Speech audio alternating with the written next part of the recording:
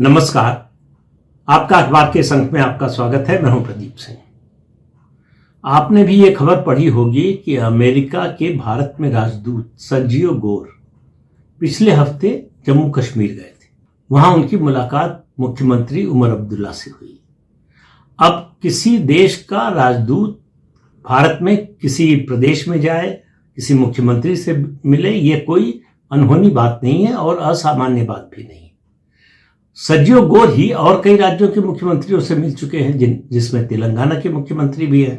लेकिन जो बातचीत हुई और जो सार्वजनिक रूप से अंदर क्या बातचीत हुई ये तो पता नहीं, लंबी बातचीत हुई दोनों नेताओं की। सर्जियो गोर ने कहा कि जम्मू कश्मीर भारत का इंपॉर्टेंट पार्ट है। अब देखिए, जब डिप्लोमेट बोलता है कोई और पॉलिटिशियन भी जब डिप्लोमेसी की भाषा में बोलता है तो जो बात सामने दिख रही उससे ज्यादा शब्द महत्वपूर्ण हो जाते हैं और बिटवीन द लाइंस जो है वो और ज्यादा महत्वपूर्ण हो जाता है कि जिन शब्दों का इस्तेमाल किया जा रहा है उससे क्या लक्ष्य साधने की कोशिश हो रही है। आप ध्यान दीजिए सर्जियो गोर के बयान पर कि जम्मू कश्मीर भारत का इंपॉर्टेंट हिस्सा है। उन्होंने ये नहीं कहा कि जम्मू कश्मीर भारत का इंटीग्रल पार्ट है, अभिन्न हिस्सा है, जो कि वास्तविकता है, जो भारत के संविधान की वास्तविकता है। और कोई शंका अगर बची हुई थी तो आर्टिकल 370 और 35A के खत्म होने के बाद वो भी खत्म हो गई। फिर इंपॉर्टेंट हिस्सा कहने का क्या मतलब है? क्या किसी और राज्य के बारे में सर्जियो गोर ये बोले हैं अभी तक, जब से एम्बेसडर होकर आए हैं, कि ये राज्य जो है भारत का इंपॉर्टेंट पार्ट है? फिर जम्मू कश्मीर के बारे में क्यों? इससे पता चलता है ये आने वाले संकट की आहट है। अमेरिकी राजनयिक और अमेरिकी नेता जब जम्मू कश्मीर जाते हैं तो अगर आप इतिहास उठाकर देखें तो उसके कुछ समय बाद बड़ी बड़ी घटनाएं हुई हैं। घटनाएं मतलब आतंकवादी घटनाएं हुई हैं। कश्मीर में अलगाववाद को बढ़ावा मिला है, भारत के दूसरे हिस्सों में आतंकवाद बढ़ा है। तो इस मुलाकात का मकसद क्या था? लेकिन सर्जियो गोर के मकसद की बात करें उससे पहले उमर अब्दुल्ला ने इस मुलाकात के बाद क्या कहा, जरा उस पर गौर कीजिए। उन्होंने कहा कि मेरे और सर्जियो गोर के बारे में दोनों देशों के संबंधों के बारे में बात हुई। जाहिर है कि वो उनका इशारा भारत की ओर था, लेकिन उमर अब्दुल्ला एक केंद्र शासित क्षेत्र के मुख्यमंत्री है। अब जम्मू कश्मीर राज्य भी नहीं है और विदेशी मामले केंद्र सरकार के हाथ में होते हैं। हमारी जो संवैधानिक व्यवस्था है उसमें विदेशी मामलों पर दखल देने का, बोलने का, उसके बारे में कोई टिप्पणी करने का अधिकार विदेश मंत्रालय को, भारत सरकार को होता है। क्या ये मान लिया जाए कि उमर अब्दुल्ला ये बताना चाहते हैं कि कश्मीर भारत से अलग है? बल्कि आगे की बात उनकी सुनिए तो ऐसा लगेगा कि जैसे वो कश्मीर को सार्वभौम देश मानते हैं जो भारत से अलग है। बस इतना इत्तेफाक है कि वो भारत की सीमा उससे लगती है। फिर उन्होंने कहा we will have our engagement. America से उमर अब्दुल्ला का एंगेजमेंट कैसे होगा? कैसे बात होगी उनकी? किस अधिकार से, किस आधार पर बात होगी? अगर जम्मू कश्मीर के बारे में कोई बात होगी भी अमेरिका से, वैसे तो होगी नहीं, तो भारत सरकार से होगी। एक यूनियन टेरिटरी के मुख्यमंत्री से कैसे होगी? मतलब वो कह रहे हैं कि अमेरिका और उनके बीच में जम्मू कश्मीर पर और बात होगी। और ये इस बात पर भी चर्चा हुई कि अमेरिका जम्मू कश्मीर के बारे में क्या कर सकता है। भारत सरकार ने आज तक कभी कश्मीर के मामले में किसी तीसरे पक्ष को शामिल करने की बात स्वीकार नहीं की है। क्या उमर अब्दुल्ला ने मान लिया है कि अमेरिका जो है इसमें बिचौलिए का रोल निभा सकता है, या वो तीसरा पक्ष हो जाएगा? भारत सरकार का तो यह स्टैंड नहीं है। उन्होंने कहा हम दोनों की बातचीत में वैसे तो बहुत से विषयों पर हुई, लेकिन फोकस जम्मू कश्मीर पर था। जम्मू कश्मीर के बारे में सर्जियो गोर उमर अब्दुल्ला से क्या बात करने गए थे? उनको अगर कश्मीर के बारे में कुछ जानना है, कुछ कहना है, तो भारत सरकार का विदेश मंत्रालय है, प्रधानमंत्री कार्यालय है, भारत सरकार है, उसके अधिकारी है, विदेश सचिव है, दूसरे अधिकारी है। जम्मू कश्मीर के मुख्यमंत्री से जम्मू कश्मीर के बारे में क्या बात करेंगे? लेकिन उमर अब्दुल्ला यहीं रुके नहीं। उन्होंने कहा कुछ लेगेसी इशू है, समय के साथ साथ इन्हें भी हल करने की कोशिश होगी। लीगेसी इशू किसे मानते हो? कश्मीर के भारत में विलय को, या जम्मू कश्मीर पर पाकिस्तान के हमले को, जिसमें 1/3 से ज्यादा कश्मीर, लगभग 40% जम्मू कश्मीर पाकिस्तान के कब्जे में चला गया, या फिर आर्टिकल 370 और 35A को हटाने को लेकर। आखिर उमर अब्दुल्ला को बताना चाहिए था कि वो लीगेसी इशू क्या है। अगर कोई लीगेसी इशू है तो उमर अब्दुल्ला और अमेरिका की क्या बात होगी उस पर, और उसको अमेरिका कैसे हल करेगा? यह अधिकार अमेरिका को किसने दिया? इस तरह का अधिकार देने की शक्ति सिर्फ और सिर्फ भारत सरकार के पास है। भारत सरकार ने कभी इसे स्वीकार नहीं किया। याद कीजिए कारगिल युद्ध के समय जब पाकिस्तानी फौज जो है हारने लगी, पिटने लगी, तो नवाज शरीफ जो उस समय प्रधानमंत्री थे पाकिस्तान के, भागे हुए अमेरिका गए, वॉशिंगटन गए, बिल क्लिंटन से मिले और उनसे कहा कि बचाइए, युद्ध विराम करवाइए। बिल क्लिंटन ने, उस समय प्रधानमंत्री अटल बिहारी वाजपेयी थे, उनको फोन किया, कहा कि नवाज शरीफ यहां आए हुए हैं, आप भी आ जाइए, मिलकर बात करते हैं, नहीं तो न्यूक्लियर वॉर का खतरा है, ऐसा नवाज शरीफ कह रहे हैं। आप दोनों न्यूक्लियर कंट्री हैं। तो इसकी आशंका दुनिया में बहुत से देशों को है।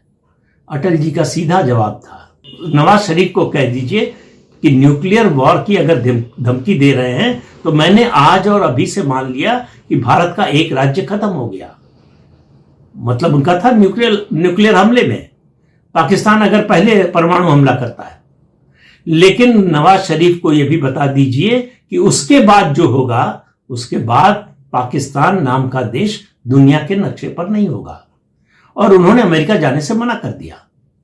उन्होंने कहा जो भी बातचीत होनी है वो दोनों देशों के बीच में होनी है, किसी तीसरे की, तटस्थ की जरूरत नहीं है बातचीत में, मध्यस्थता की किसी की जरूरत नहीं है।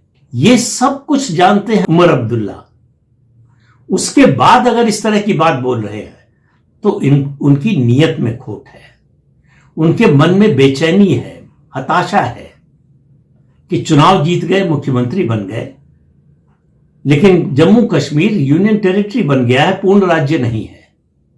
पूर्ण राज्य होता तो पाकिस्तान से बात करने की बात करते, पूर्ण राज्य होता तो अलगाववादियों का समर्थन करते, पूर्ण राज्य होता तो आतंकवादियों का बचाव करते, आतंकवादियों की पूरे एडमिनिस्ट्रेशन में घुसपैठ कराते।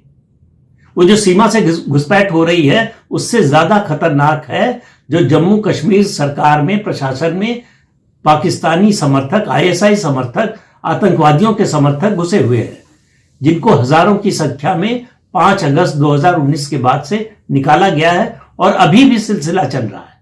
अभी भी सफाई पूरी नहीं हुई है और सफाई बहुत जल्दी होने वाली भी नहीं है। अब तो नई टर्म आ गई है, ओवरग्राउंड टेररिस्ट।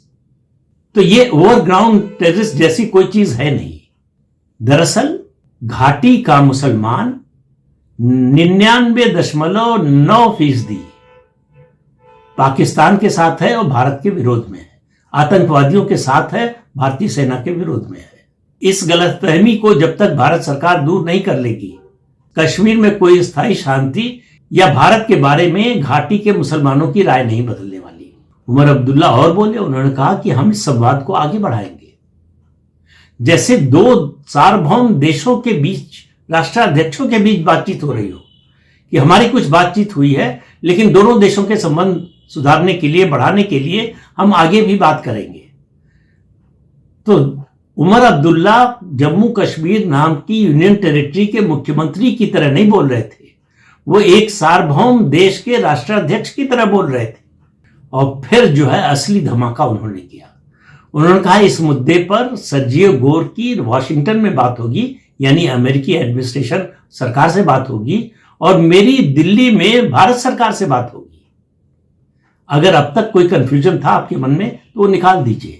उन्होंने कहा अमेरिका और जम्मू कश्मीर के बीच बातचीत का दायरा आने वाले समय में और बढ़ेगा। तो इससे आप उमर अब्दुल्ला की नीयत का पता चलता है। आपको शेख अब्दुल्ला उनके दादा, फारूक अब्दुल्ला उनके पिता, उमर अब्दुल्ला, तीनों में कोई फर्क नहीं है।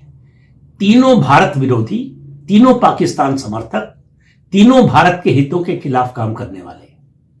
ये अल तकैया का इस्तेमाल करते हैं, जो इस्लाम में एक कॉन्सेप्ट है कि जब घिर जाओ तो भाईचारे की बात करने लगो। तो जब ये घिर जाते हैं तब भारत देश उनको याद आता है, तब उनको केंद्र सरकार याद आती है, तब वो जनतंत्र की बात करते हैं, तब वो फेडरल स्ट्रक्चर की बात करते हैं। दरअसल इन्होंने, इस परिवार ने, इसकी 3 पीढ़ियों ने कभी कश्मीर को भारत का हिस्सा मन से नहीं माना। संवैधानिक स्थिति है, उसका एक सीमा के बाद विरोध नहीं कर सकते, ये उनकी मजबूरी है, लेकिन ये उनकी इच्छा या स्वीकार्यता है, इसे समझना सबसे बड़ी भूल होगी। तो उमर अब्दुल्ला को लेकर अगर दिल्ली में कोई गलतफहमी थी तो दूर हो जाना चाहिए। कायदे से उनको बुलाकर पूछा जाना चाहिए कि आपको विदेशी मामलों पर बोलने का अधिकार कब से मिल गया और किस बात से मिल गया। आप किसी प्रदेश के मुख्यमंत्री नहीं हैं, आप एक यूनियन टेरिटरी के मुख्यमंत्री हैं, जहां केंद्र सरकार का शासन चलता है लेफ्टिनेंट गवर्नर के जरिए। सिर्फ वहां असेंबली है इसलिए आप मुख्यमंत्री हैं, इससे ज्यादा आपकी कोई हैसियत नहीं है। उमर अब्दुल्ला की बात से ऐसा लगता है कि अब विदेश मंत्रालय का जिम्मा जम्मू कश्मीर के मुख्यमंत्री को मिल गया है। भारत सरकार, भारत का विदेश मंत्रालय इन मुद्दों पर किसी दूसरे देश से बात नहीं करेगा। उमर अब्दुल्ला बात करेंगे कश्मीर के बारे में अमेरिका से। क्या बात करेंगे? अमेरिका इसमें क्या करेगा? डोनाल्ड ट्रंप की बात याद कीजिए, 2 बार 3 बार ये ऑफर दे चुके हैं, अपने पहले कार्यकाल में भी एक बार दिया था, उसके बाद भी, कि वो कश्मीर के मुद्दे पर भारत और पाकिस्तान के बीच में मध्यस्थता करने को तैयार है। भारत सरकार ने बुरी तरह से झिड़क दिया, कहा किसी मध्यस्थ की जरूरत नहीं है, यह हमारा अंदरूनी मामला है। और सज्जियो गोर जो उन्होंने किया, जो कहा, जिस तरह की बातचीत हुई, उसी बातचीत की बात कर रहा हूं जो सार्वजनिक हुई है। बंद कमरे में और क्या बात हुई ये किसी को पता नहीं है, शायद भारत सरकार की इंटेलिजेंस को पता हो तो हो। ये सीधे सीधे अमेरिका का भारत के अंदरूनी मामलों में दखल है। अमेरिका की जम्मू कश्मीर में कोई भूमिका नहीं है, न पहले थी, न अब है, न कभी होगी। अगर उमर अब्दुल्ला को यह गलतफहमी है कि भारत सरकार की मर्जी के खिलाफ, भारत सरकार की इच्छा के खिलाफ, भारत सरकार की नीति के खिलाफ अमेरिका कोई मदद कर सकता है उनकी, तो वो सपनों की दुनिया में जी रहे हैं। उनकी आने वाली 7 पुश्तों में भी ऐसा नहीं होने वाला है। लेकिन बात इसकी नहीं है कि क्या होने वाला है क्या नहीं। आप आसपास का वातावरण देखिए। पाकिस्तान में पिछले कुछ दिनों से लगातार तुर्की से ट्रांसपोर्ट एयरक्राफ्ट उतर रहे हैं। उनसे कहा जा रहा है ड्रोन उतारे जा रहे हैं। उनको उतारने का काम रात के अंधेरे में किया जाता है, जिससे सैटेलाइट पिक्चर कैच न कर पाए। क्या आ रहा है? कहा जा रहा है कि ड्रोन की बड़े पैमाने पर पाकिस्तान को सप्लाई कर रहा है तुर्की। और यह भी याद रखिए, तुर्की, पाकिस्तान और सऊदी अरब, इन तीनों का आपस में एक सुरक्षा समझौता भी हुआ है कि एक देश पर हमला बाकी दोनों देशों पर हमला माना जाएगा। यह एक तरह का इस्लामी नेटो है।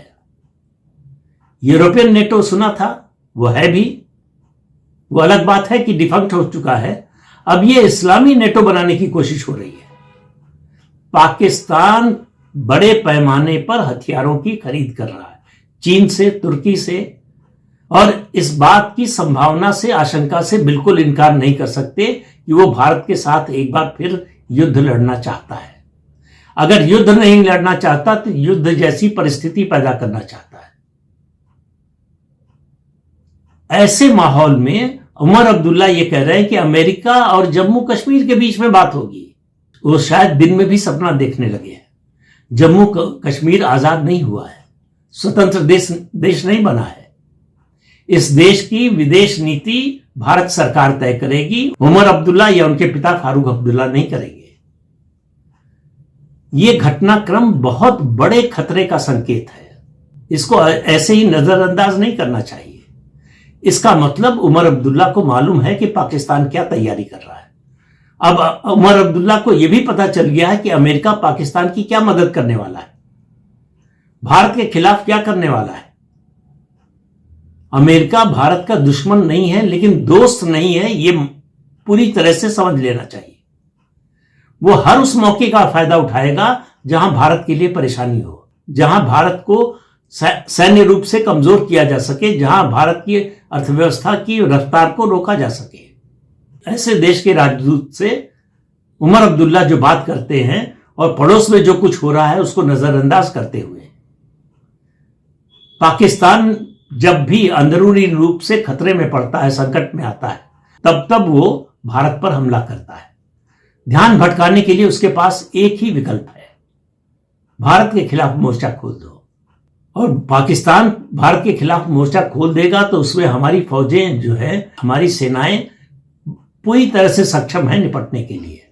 लेकिन घर के अंदर के इन दुश्मनों का क्या करें, जो दुश्मनों की भाषा बोल रहे हैं, जो दुश्मनों के मददगार बन रहे हैं, जो भारत विरोधी माहौल बनाने की कोशिश कर रहे हैं, जो भारत सरकार की अवहेलना करके, तिरस्कार करके, मैं कहूंगा ऐसी बातें कर रहे हैं जो देश की सार्वभौमिकता के खिलाफ है, देश की प्रतिष्ठा के खिलाफ है। ऐसा नहीं कि उमर अब्दुल्ला इतने नासमझ है कि उनको ये बातें समझ में नहीं आती, लेकिन अब साफ नजर आ रहा है कि वो खुलकर खेलने को तैयार हो गए। स्टेटहुड बहाना है, दरअसल उनको जम्मू कश्मीर को भारत से काटना है। एकमात्र उद्देश्य उनके दादा का भी था, उनके पिता का भी था और उनका भी है। यह भारत सरकार ही है जो नहीं समझ रही है। अगर भारत सरकार ने इसको नजरअंदाज किया, इस घटना को, इसके गंभीर परिणाम हो सकते हैं। तो इस अंक में इतना ही। अगले अंक में फिर मिलेंगे किसी नए मुद्दे के साथ। तब तक के लिए अनुमति दीजिए। नमस्कार।